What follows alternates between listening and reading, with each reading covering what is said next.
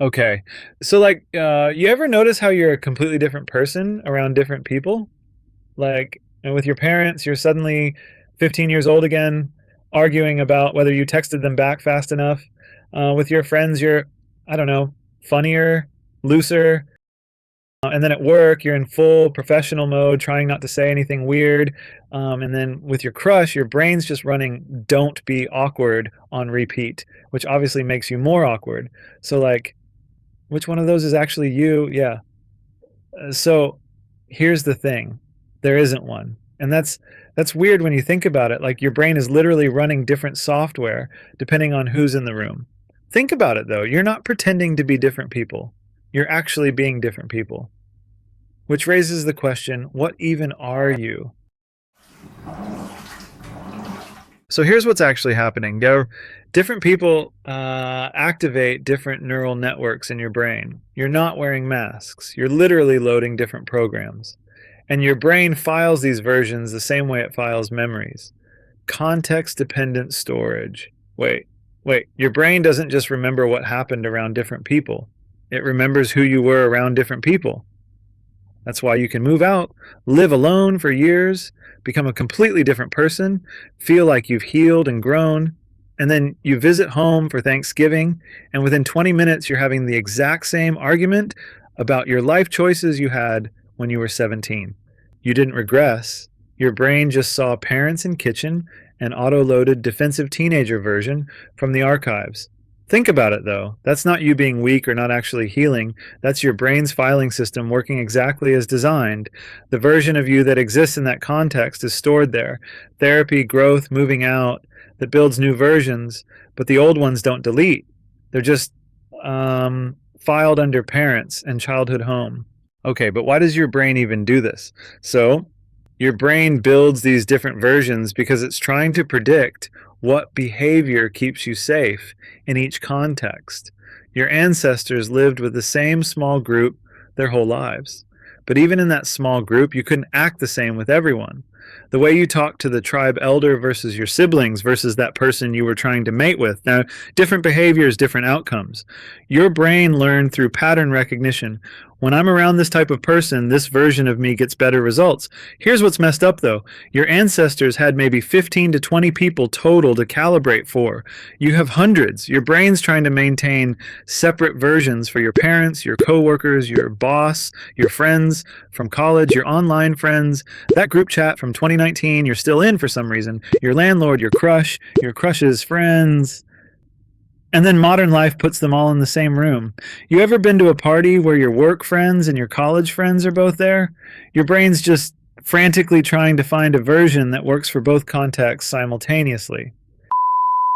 Brain's running software designed for 15 people on a system that needs to handle 500. Cool, cool, cool, cool. Okay, so this brings up a weird question. If you're different people in different contexts, which one is the real you? And everyone's answer to this is find your authentic self or just be yourself. Okay, but that's crap. The question, which one is authentic, doesn't make sense. That's like asking which app on your phone is the real app. They're all real. They're all you. You're just modular. And people really don't like hearing this because we're told our whole lives there's some core self we need to discover. Like it's buried in there somewhere. And if we just meditate enough or travel enough or do enough therapy, we'll find the real us. But your brain doesn't work that way. There's no core, just patterns that activate based on context. So if there's no fixed self, like what are you? You're basically a collection of patterns your brain runs depending on context. And your brain creates a story about all those patterns being one continuous person so you don't have an existential crisis every morning. Like, the ship of Theseus thing? If you replace every part of a ship one by one, is it still the same ship? Your brain does this constantly. Your cells replace. Your memories change every time you access them. Your personality shifts based on experiences, but your brain maintains this narrative that you're still you, which means identity isn't something you discover, it's something your brain constructs in real time to create continuity. Think about it though. Consciousness is just your brain being aware of itself, creating you in the universe. Okay, that's way too much. Point is, your identity is basically your brain's fan fiction about your life. Wait, that's actually exactly what it is. Your brain takes all these different versions and experiences and writes a story that says this is all one coherent person, even though it's not. It's just a bunch of context dependent programs with a narrator. Huh. Which means the you that's trying to figure out which version is real is also just another version. Wait, that's worse. You're not controlling which version shows up. You're just becoming aware of it after your brain already loaded it. Like, you ever decide you're going to be confident at a party? You give yourself a pep talk. You're like, tonight I'm going to be the fun, outgoing version. And then you get there and nope, anxiety version loaded instead. You didn't choose that. Your brain saw the context and picked for you. So you're not really driving. You're more like narrating choices your brain's already making. That's just brain logic. So stop asking which is the real me. That's the wrong question. Better question is, if you're all of them and your brain picks which one to run based on context and repetition, which version you practice most becomes your default. You're not discovering yourself. You're constructing yourself through repetition. Like, your brain learns you the same way it learns anything else. You act confident once, your brain files it as a data point. You act confident 100 times, your brain makes it a pattern, a program it can load automatically. So identity isn't something you find buried in there. It's something you build by doing things repeatedly until your brain goes, okay, I guess this is who we are now.